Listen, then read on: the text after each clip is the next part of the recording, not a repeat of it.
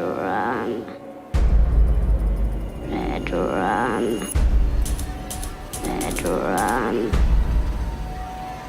1980년 개봉된 스탠리 큐브릭 감독의 띵작 영화 샤이닝의 속편 닥터 슬립이 드디어 개봉했습니다. 제가 개인적으로 사랑하는 탑5 감독 중 한 명이 스탠리 큐브릭이라 당연히 이 작품의 제작 발표가 난 이후부터 기대가 컸었습니다. 오늘은 영화 닥터 슬립의 숨겨진 내용들, 개인적으로 이 영화의 좋았던 점부터 별로였던 점까지 정리해보는 시간을 갖도록 하겠습니다. 스포일러가 포함되어 있으니 영화를 보신 분들만 봐주세요. 영화는 기본적으로 전작 샤이닝에 대한 감독의 예찬과 경외심이 가득하다는 것을 알 수 있었습니다. 그도 그럴 것이 샤이닝은 당시 BBC 선정 최고의 미국 영화 62위, 엠파이어지 선정 최고의 공포 영화 1위로도 선정되었었고 현재까지도 공포 호러 스릴러 영화계의 바이블이라고 불리울 정도로 큰 작품성을 가지고 있는 영화이기 때문이죠. 닥터 슬립의 감독인 마이크 플래너건은 이미 앱센시아, 오큘러스, 썸니아, 위자, 힐하우스의 유령과 같은 호러 영화들의 필모로 무장한 베테랑이고 이 분야에선 도 같은 감독이기도 한데, 플래너건 감독은 이렇게 무시무시한 작품 샤이닝의 속편을 제작하는데 누구보다도 큰 부담을 안고 제작에 임했고, 샤이닝과 이번 닥터 슬립을 보신 분들이라면 아시겠지만 여러 씬들에서 전작의 캐릭터들과 장면들, 배경음악 등을 적극적으로 쓰면서 경외심을 내비쳤다는 것을 알 수 있었습니다. 동시에 원작자 스티븐 킹과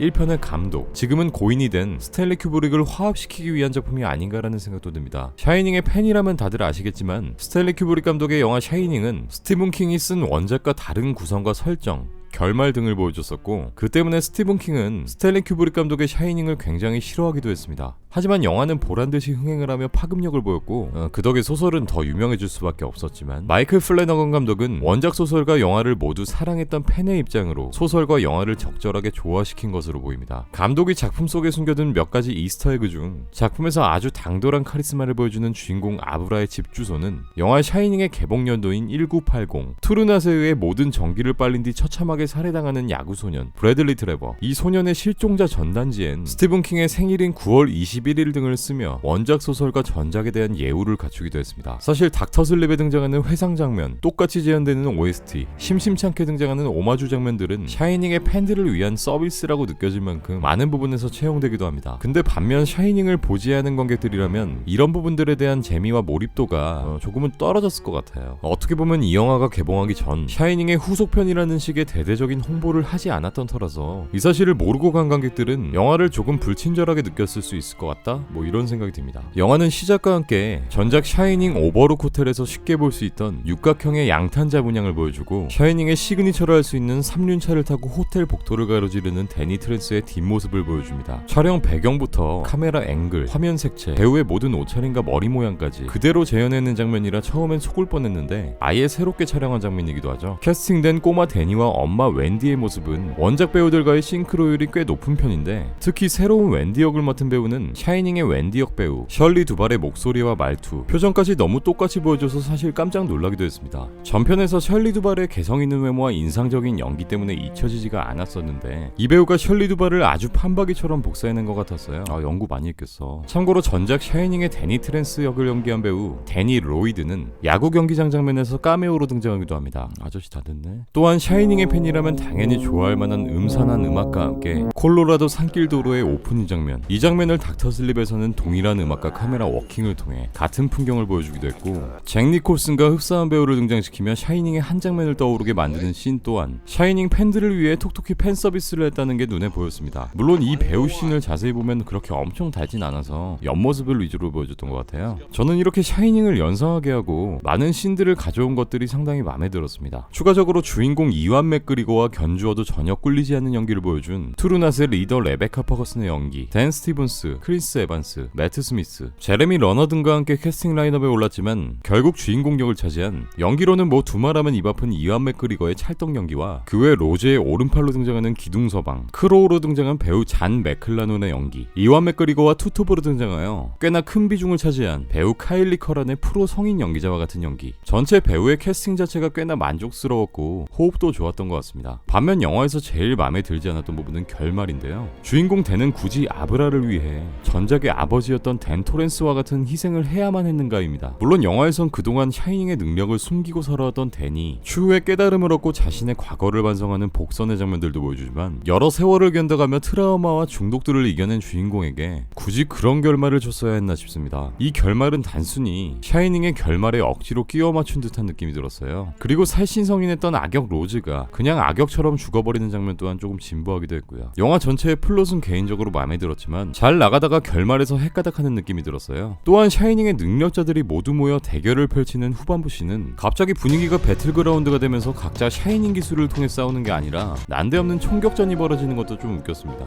하지만 결론적으로 전 이 영화를 재밌게 봤습니다. 영화의 러닝타임은 전작 샤이닝보다 5분 더 긴 151분으로 꽤나 긴 러닝타임을 가지고 있음에도 불구하고 샤이닝의 팬 입장으로 보았을 때 시간은 굉장히 빨리 흘러갔고요. 샤이닝이라는 거대한 산을 넘을 수는 없겠지만 그렇다고 전작의 명성에 쉽게 먹칠을 하는 수준도 전혀 아니었습니다. 이 영화는 샤이닝의 설정과 이야기, 장면들을 그대로 가져오면서도 원작 소설을 똑똑하게 재현해내며 영화 샤이닝의 팬과 원작 소설의 팬 모두를 만족시킬 수 있을 만한 작품이었다고 생각합니다.